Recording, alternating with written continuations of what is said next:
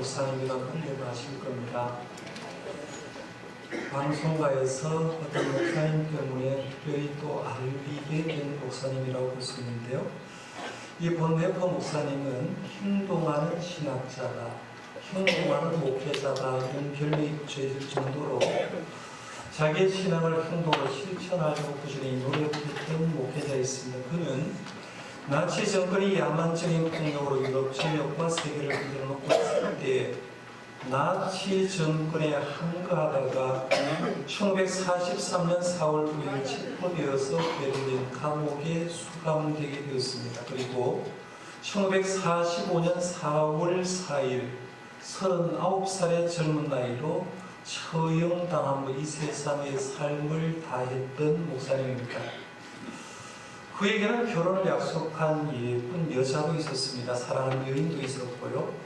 그런 전하고 싶은 하나님의 진리의 말씀도 가슴 속에 늘 불타오르고 있었는데 세상이 너무나 암담하다 보니까 그 암담한 시절에 감옥 생활을 하면서 늘 끊임없이 물었던 질문이 나는 도대체 누구인가라는 그 질문이었습니다. 제가 언젠가 한번 이 본네퍼 목사님의 나는 누구인가 시를 알려드린 적이 있는데 너무 귀한 시니까 다시 한번 이 본네퍼 목사님이 자기 정체성을 찾으려고 노력했던 시를 한번 들어보시길 바랍니다. 1944년 7월 달에 쓴 시입니다. 나는 누구인가? 남들은 종종 내게 말하기를 감방에서 나온 나의 모습이 어찌나 침착하고 명랑하고 확고한지 마치 성에서 나온 영주 같다는데 나는 누구인가? 남들은 종종 내게 말하기를 간수들과 대화하는 내 모습이 어찌나 자유롭고 다정하고 밝은지 마치 내가 명령하는 것 같다는데 나는 누구인가? 남들은 종종 내게 말하기를 불행한 나라를 견디는 내 모습이 어찌나 한결같고 번글거리고 단단한지 늘 승리하는 사람 같다는데 남들이 말하는 내가 참 나인가? 나 스스로 아는 내가 참 나인가?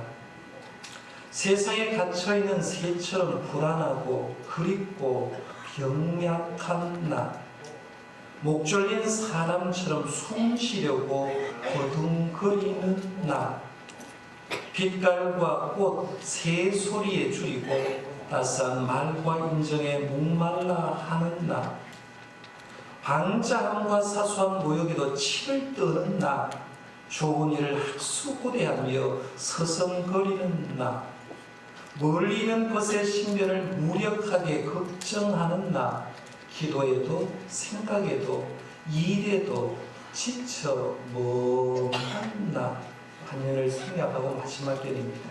나는 누구인가? 으스스한 구름이 나를 조롱합니다. 내가 누구인지 당신은 아시오니 나는 당신의 것입니다. 라는 시입니다.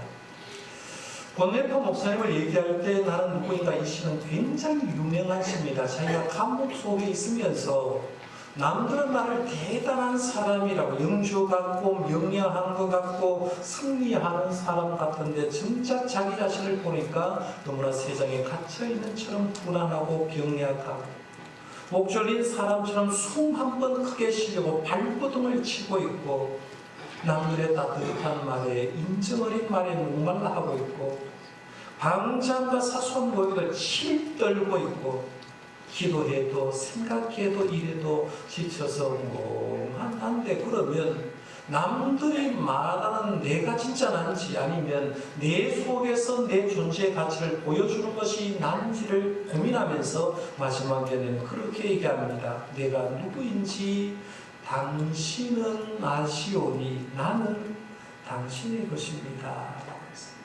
본네퍼 목사는 그 시대의 정체성을 분명히 알았습니다. 나도 나를 잘 모르고 남들도 나를 잘 모르지만 나를 잘 아시는 분이 계시는데 그분은 주님이 잘 알고 나는 당신의 것입니다 라고 말하면서 자신의 정체성을 얘기하고 있습니다.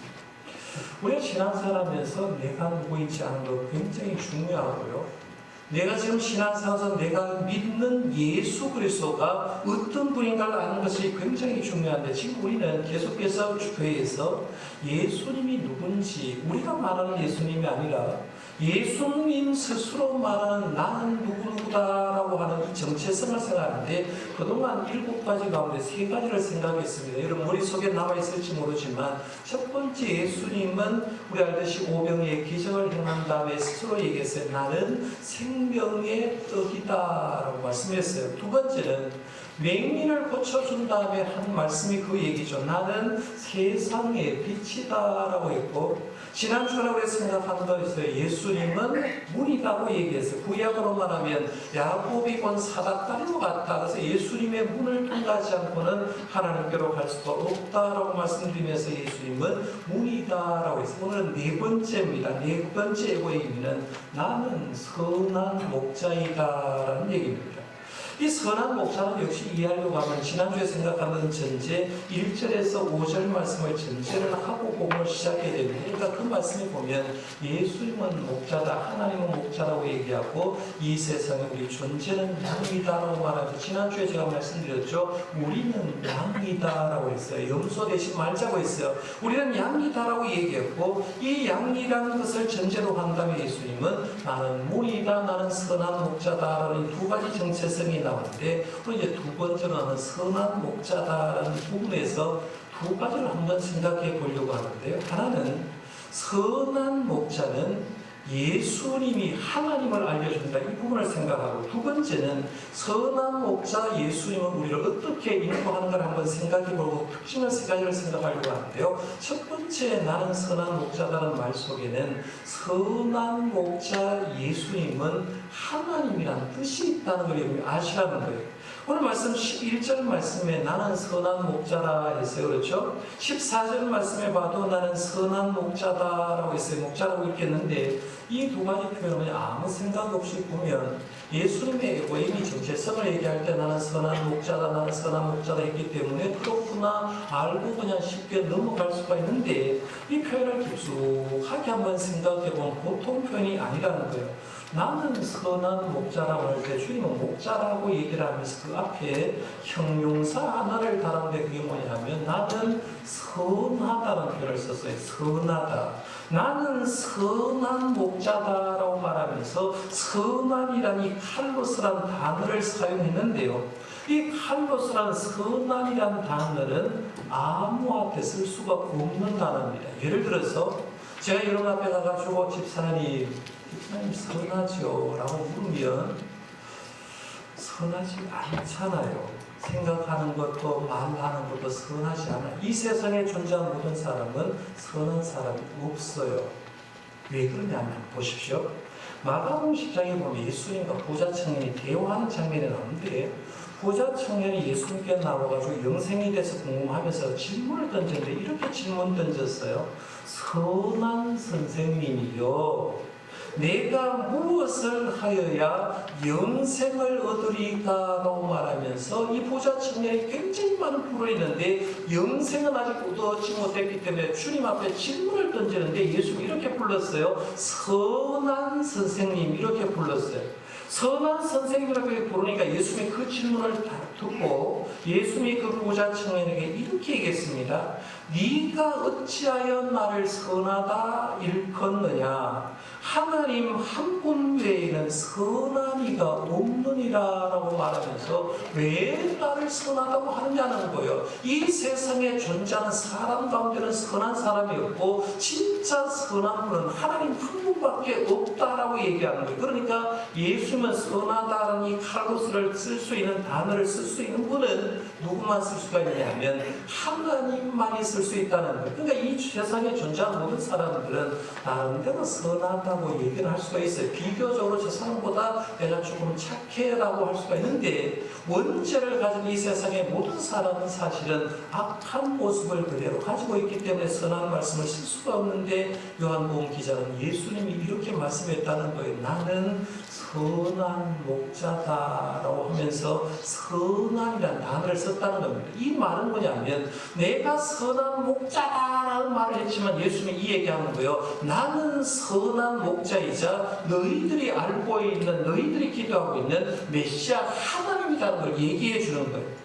예수님이 메시아라는 걸 공개하는 구절이 성경 말씀에 보면 요한복음에 여러 가지 나옵니다. 요한복음 1장 1절에 보면 예수님이 하나님이라는 걸 이렇게 밝힙니다. 태초에 말씀이 계시나 이 말씀은 하나님과 함께 계셨으니 이 말씀은 곧 하나님이시니라고 말하면서 예수님 스스로가 말씀 로고스라고 얘기하면서 이 로고스인 예수님은 태초부터 계셨고 이 로고스는 곧 누구냐고 하면 예수님은 곧 하나님이다. 이렇게 정의를 합니다.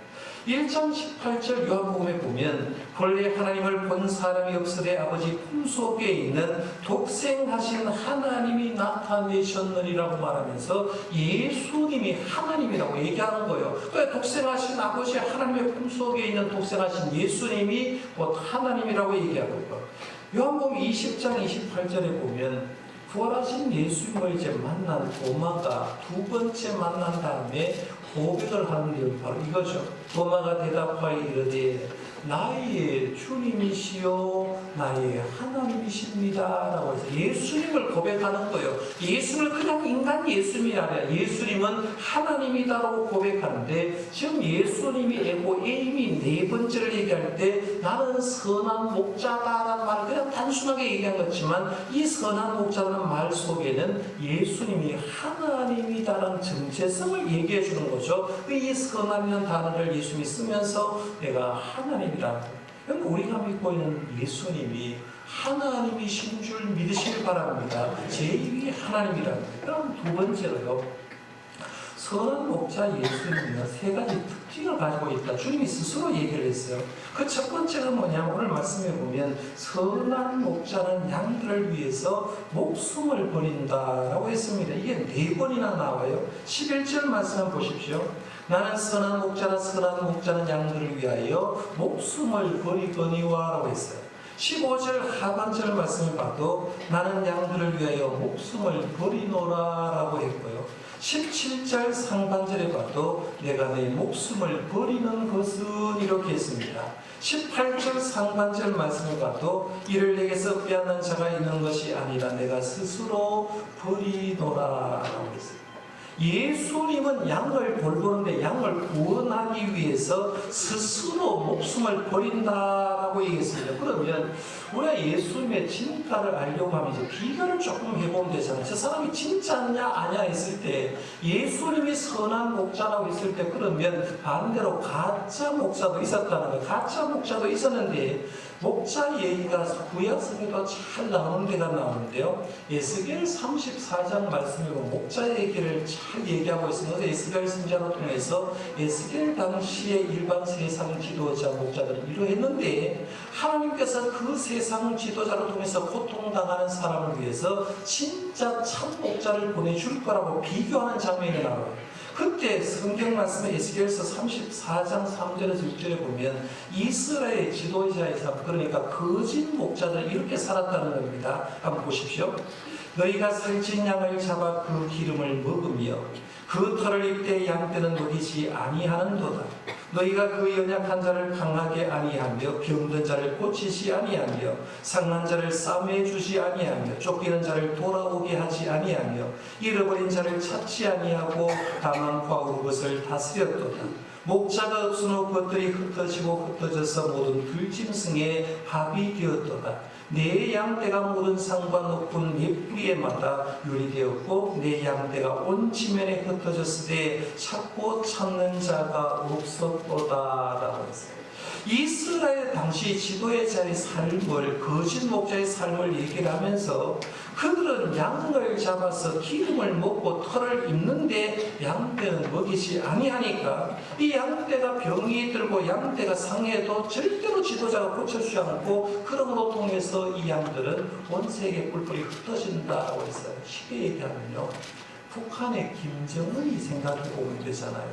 북한의 김정은이가 지도자입니다. 지도자면 지도자가 해야 될 게 뭐냐면 백성들 양을 잘 먹게 해주고 잘 살게 해줘야 되는데 북한의 김정은이를 예를 들면 지 혼자 배가 뚱뚱하지 않습니까? 그렇죠? 걸어 다닐 수 없을 정도로 먹으니까 배가 부르는 거예요. 그런데 백성들은 먹을 것이 없으니까 팔고 가잖아요. 우리 교회로 나오는 사람 있지 않습니까? 그들이 거짓 지도자의 삶, 목자는 이런 삶을 산다는 거예요. 그런데 반대로 하나님 주신 참 목자의 사역, 하나님의 사역은 이렇다고 이어서 얘기합니다.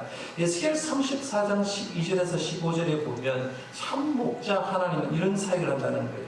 내가 내 양을 찾아서 그리고 캄캄한 날에 그 흩어진 모든 곳에서 그것들을 건져낼지라. 내가 그것들을 만민 가운데서 끌어내며 여러 백성들 가운데에서 모아 그 본토로 데리고 가서 이스라엘 산 위에와 시내가에와 그 땅 모든 거주지에서 먹이되 좋은 꼴을 먹이고 그 우리를 이스라엘 높은 산에 두리니 그것들이 그곳에 있는 좋은 우리에 누워 있으며 이스라엘 산에서 살찐 꼴을 먹으리라. 내가 친히 내 양의 목자가 되어 그것들을 누워있게 하리라. 주 여호와의 말씀이니라. 진짜 참 목자는 흩어져 있고 힘든 양을 오히려 모아내는 것.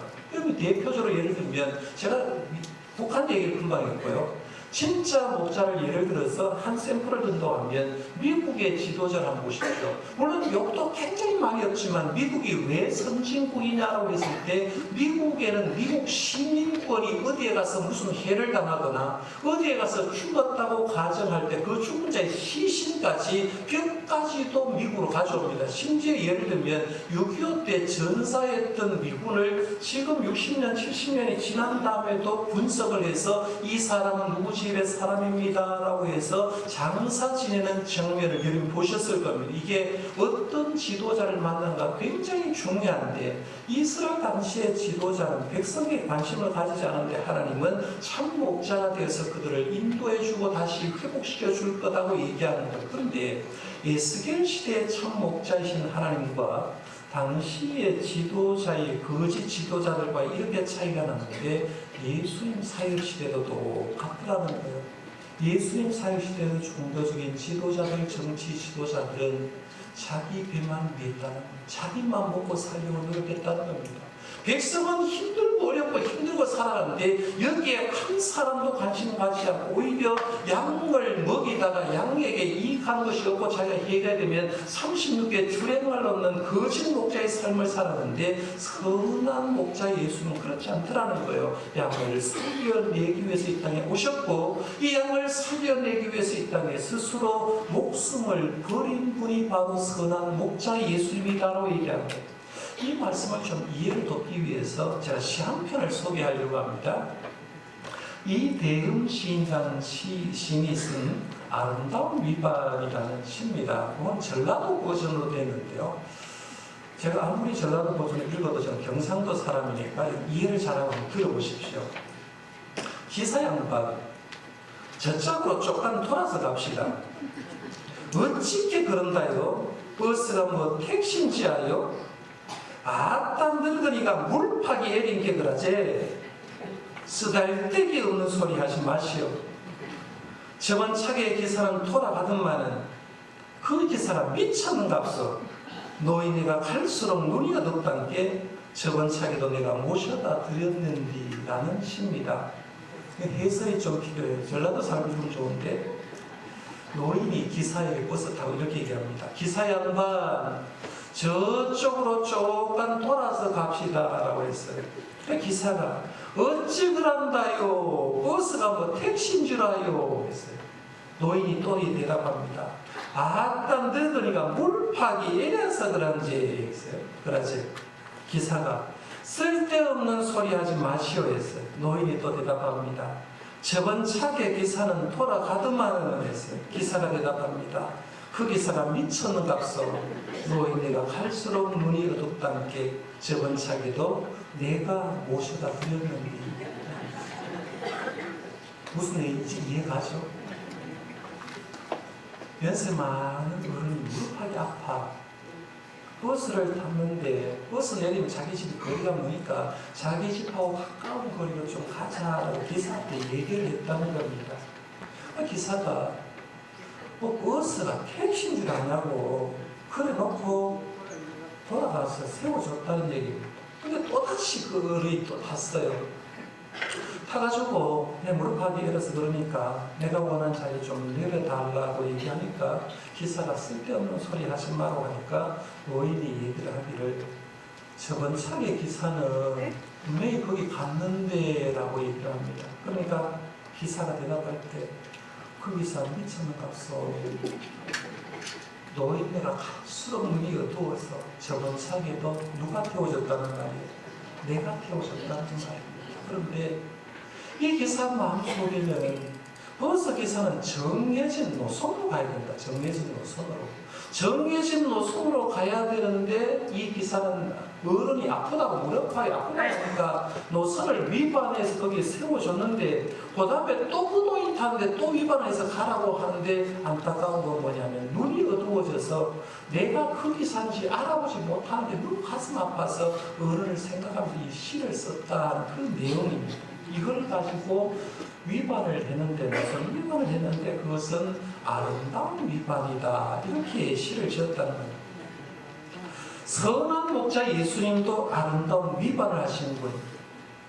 하나님은 하늘에 계시고 이 땅에 통치하셔야 되는데 하늘에 계셔야 될 하나님 예수님이 이 땅에 우리를 구원하게 내려오신 것 위반하는 거죠. 우리는 우리의 죄 때문에 십자가에 죽어야 되는데 내가 죽어야 될 자리에 죄 없으신 예수님이 십자가에 달리는 것 위반하신 거죠. 근데 그 위반을 통해서 누가 살아났냐면 예수님의 그 아름다운 위반을 통해서 우리가 살아나는 역사가 일어났다는 거죠. 그래서 선한 목자는 우리를 위해서 목숨을 버린다라고 이렇게 했어요. 저는 이 선한 목자하고 사건을 비교하는 말씀을 쭉 보면서 묵상을 해봤어요. 에스겔서와 예수님의 이 한 말씀과 쭉 묵상해 보면서 예수님 당시 지도자 에스겔 선지자의 지도자를 비난하는 말 아닙니까? 그러면 지금 시대에도 어쩌면 우리는 목자는 아니에요. 선한 목자는 예수님밖에 없고 예수님의 일을 하는 목동인데 예수님의 일을 선한 목자를 둔 목동으로서 진짜 선한 목자를 닮은 사역을 하고 있는지 아니면 나도 사꾼처럼 사역하고 있는 것은 아닌지라고 생각해 보면서 선한 목자를 못 닮더라도 사꾼의 삭받는 만큼은 일을 해야 되지 않을까 이런 생각 한번 해봤다는 거예요. 우리들도 마찬가지입니다. 교역자들은 교역자대로 교회 장로님이나 안수집사님, 권사님들은 내가 영적인 지도자라고 얘기하면 선한 목자 예수님을 닮아갈 수 있기를 바랍니다. 선한 목자 예수님은 스스로 죽었다라고 해서 스스로 목숨을 버린다고 했는데 오늘 교회가 되려고 하면 목회자부터 모든 중직자가 스스로 교회를 위해서 주님을 위해서 죽으면 교회는 살아날 줄 믿습니다. 이런 역사 일어나야 되는 거예요. 두 번째 선한 목자는 양을 안다라고 해서 두 번째 특징은 양을 안다. 14절에서 15절에 보면 나는 선한 목자라 나는 내 양을 알고 양도 나를 아는 것이 아버지께서 나를 아시고 내가 아버지를 아는 것 같으니 라고 했는데요. 선한 목자는 양의 이름 알아요. 양의 특성도 압니다. 양의 기호도 알고 양의 성격도 알고 양의 소원도 알고 양의 잘못도 알고 양의 허물도 알면서 더 심한 건 모든 것을 알면서도 선한 목자는 모든 것을 인정하고 용납하고 참아주신다는 겁니다. 반대로 양도 선한 목자는 아는 겁니다. 진짜 이 목자가 진짜 목자인지 사꾼 목자인지 목자의 음성인지 지나간 아저씨의 음성인지 목자의 마음이 좋은 상태인지 아픈 마음의 상태인지 알고 있다는 그 알미에 대해서 예수님은 성부 하나님과 성자 예수님 관계 아는 것처럼 나는 너희들 그런 관계로 안다라고 했어요. 이런 관계를 아는 걸 우리가 알면요 젊은 분은 찬양을 할 수 있죠. 젊은이들이 많이 부르는 찬양처럼 사랑합니다 고백하고 사랑합니다 나의 예수님, 사랑합니다 나의 예수님, 이 찬양 사랑합니다 나의 예수님, 사랑합니다 아주 많이요.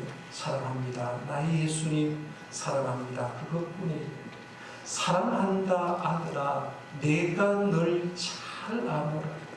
사랑한다 내 딸아 내게 축복 더하노라. 이 찬양이 있었습니다. 우리가 믿고 있는 예수님, 왜 예수님 믿느냐 이렇게 물으면 이렇게 하셔야 돼요. 세상 사람들은 내 사정 몰라도 예수님은 내 사정 아시는 줄 믿으시길 바랍니다. 여러분 힘든 거 안다는 거, 몸이 아픈 거 예수님 아신다는 거, 여러분 외로운 거 아신다는 얘기입니다. 마음이 지금 힘든 거 안다는 겁니다. 남편 때문에, 자녀 때문에, 때로 부모님 때문에 고난당한 걸 알고 내 사정 사람은 잘 몰라죠. 그러나 주님 앞에 나올 때 선한 목자 되신 주님은 내 개개인의 사정을 다 알고 해결해 주시는 분인 줄 믿으시길 바랍니다.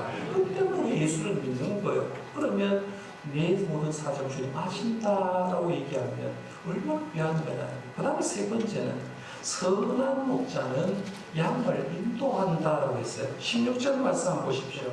또 이 우리에 들지 않은 다른 양들이 내게 있어 내가 인도하여야 할 터이니 그들도 내 음성을 듣고 한 무리가 되어 한 목자에게 있으리라 했어요. 우리 하나님은 우리를 인도하시는 분이죠. 구약으로 말하면 이스라엘 백성을 광야 40년 생활, 애굽에서 430년 종된 그들을 광야 40년 생활 동안 인도하고 가나안 땅에 들어주시는 분이죠.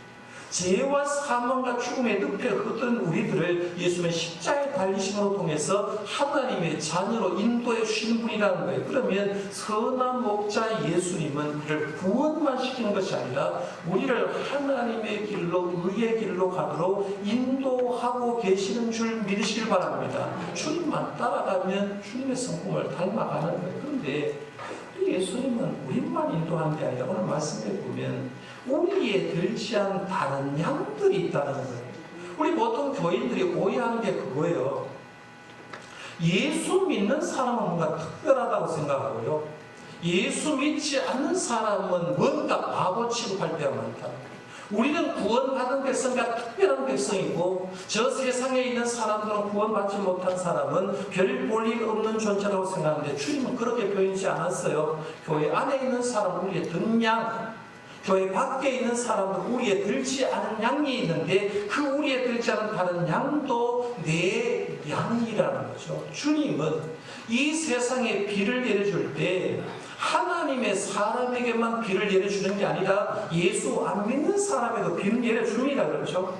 하나님은 햇빛을 비춰줄 때도 예수 믿는 사람에게만 비춰주는 것이 아니라 예수 안 믿는 사람에게도 비춰주신다는 거. 이유가 뭐냐면 그들도 전부 다 하나님의 품 안에 있는 하나님의 양이기 때문에 그렇다는 거예요. 그래서 그 양을 구원하기 위해서 주님은 끊임없이 노력했는데 우리가 알듯이 부활하신 예수님 승천하기 전에 제자들의 딱 한 구절 이런 말씀을 남겼잖아요. 너무나 잘 아는 말씀이죠.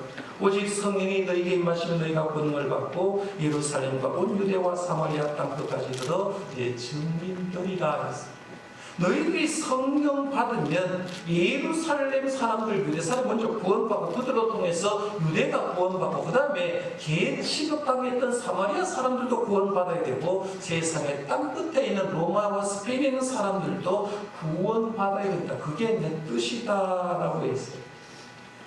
그렇기 때문에 선한 목자의 마음을 가진 사람은 지금도 마찬가지. 우리가 우리 안에 있는 사람도 관심을 가져야 돼. 진짜 선한 목자의 마음을 가진 사람은 우리 밖에 있는 사람도 관심을 가져야 저 사람이 참 그리스도인이라고 얘기할 수 있다는 거예요. 몇 가지 예를 들어볼까요?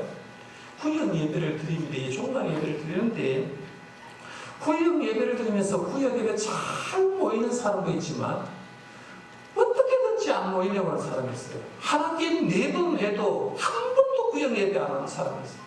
근데 구역장이나 구역 지도자들이 누구한테까지 관심을 가져야 되냐면 구역에 모이는 사람 귀하죠. 그러나 모이는 사람도 역시 마찬가지지만 모이지 않는 사람과도 품고 그분도 내 구역 식구라고 생각하고 관심을 가져야 된다는 거예요. 선교 기간도 마찬가지. 여정도에나 남성교회를 꾸려갈 때 회비를 잘 내는 회원도 중요하지만 회비를 참석하지 못하고 회비를 내지 않는 그런 회원도 품고 우리가 같은 도이라고 생각해야 된다는 거예요. 교회 전체적으로 마찬가지예요. 우리 주일 날 예배 한 300여 명 넘게 이제 출석하고 있는데요. 매 주일마다 혹은 화요일마다 부교육자와 제가 제일 첫 번째 하는 작업이 뭐냐면 교인들 출석 부르는 겁니다. 누구 오셨고 뭐 하셨고 못 오셨고 안 오셨고 부르는데요. 출석수가 300여 명이 넘는데 매 주일마다 장기적으로 그냥 몇 달에 한 번 오는 교회, 여러분 교인이 재미난 교회가요, 매주마다 오는 교인이 있고요, 1년에 한 번 오는 교인이 있고, 분기별로 한 번 오는 교인이 있고요, 한 달에 한 번 오는 교인이 있고, 별의별 교인이 다 있어요. 그런데 교회에서는 출석을 부르면서 계속 체크합니다. 그러면 한 주당 결석자가 몇 명이 나오냐면요, 보통 80명 이상 나옵니다. 20% 이상 결석이. 그러면 교역자가 나오는 교회는 주일마다 말씀을 듣기 때문에 말씀 양육을 받기 때문에 괜찮지만 나오지 않는 그 교인들을 케어하기 위해서 부교역자가 끊임없이 신방하고 전화하는 이유가 바로 그예요. 그분들도 우리 교회에 소속된 양이기 때문에 그렇다는 거예요. 선교도 마찬가지 아닙니까? 왜 우리가 선교해야 됩니까? 전 세계에 나가서 선교하는 이유는 그들도 우리 속에 지금 들어오지 못했지만 그들도 들어와야 되는 양이기 때문에 세계 방방곡곡에 가서 선교하는 거예요. 교회를 짓고 사역하는 거라는 거예요. 그래서 우리가 이 말씀 쭉 보면서 예수님은 선한 목자로 양들을 위해서 목숨을 부렸구나, 양들을 인도하고 계시는구나, 그리고 우리의 모든 사정을 아신다라는 이 말을 들으면 우리가 선한 목자 되신 예수님을 찬송할 때마다 얼마나 감사하냐 볼 수 있다는 거예요. 자, 그럼 우리 두 주 말씀 이제 정리를 해보겠습니다. 맹인의 눈을 뜨게 한 사건을 통해서 당시의 영적인 지도자들은 예수님의 본질을 몰랐기 때문에 그들에게 얘기를 합니다. 얘기를 하면서 나는 문이다, 나는 너희들 같은 사건 목자가 아니라 선한 목자다라고 이렇게 얘기를 했어요. 그러면 결론적으로 주님이 얘기를 할 때 또 결과는 뭐냐면 제가 늘 말씀드렸어요. 주님의 기적 앞에, 주님의 말씀 앞에 항상 두 가지 반응이 났다. 믿는 사람, 믿지 않는 사람. 19절에서 21절 말씀 결론을 한번 보겠습니다. 이제 그 말씀으로 말미암아 어떤 결론이 났는지 19절에서 21절 같이 한번 봅니다. 시작. 이 말씀으로 말미암아 유대인 중에 다시 분쟁이 일어나니 그 중에 많은 사람이 말하되 그가 귀신 들려 훔쳤거늘 어찌하여 그 말을 듣느냐 하며 어떤 사람은 말하되 이 말은 귀신 들린 자의 말이 아니라 귀신이 맹인의 눈을 뜨게 할 수 있느냐 하리라. 또 둘로 나가서 분적이 났죠. 유대인들은 예수님을 귀신 들렸다 하면서 안 믿었어요. 반대로 예수님께 호의를 품고 있는 사람은 예수님을 믿음으로 받아들인 것을 보게 됩니다. 예수는 선한 목자이다 했을 때 오늘 설교를 듣는 여러분은 예수님은 하나님이고 예수님은 진짜 선한 목자인 걸 믿고 돌아갈 수 있기를 바랍니다. 불신하는 아무 의미가 없어요. 그래서 진짜 믿음으로 받아들이시고요. 여러분의 인생을, 여러분의 가정을, 여러분의 삶을 주님께서 인도해 주신 그런 삶을 살아가는 저와 여러분들 되시기를 바랍니다. 기도하겠습니다.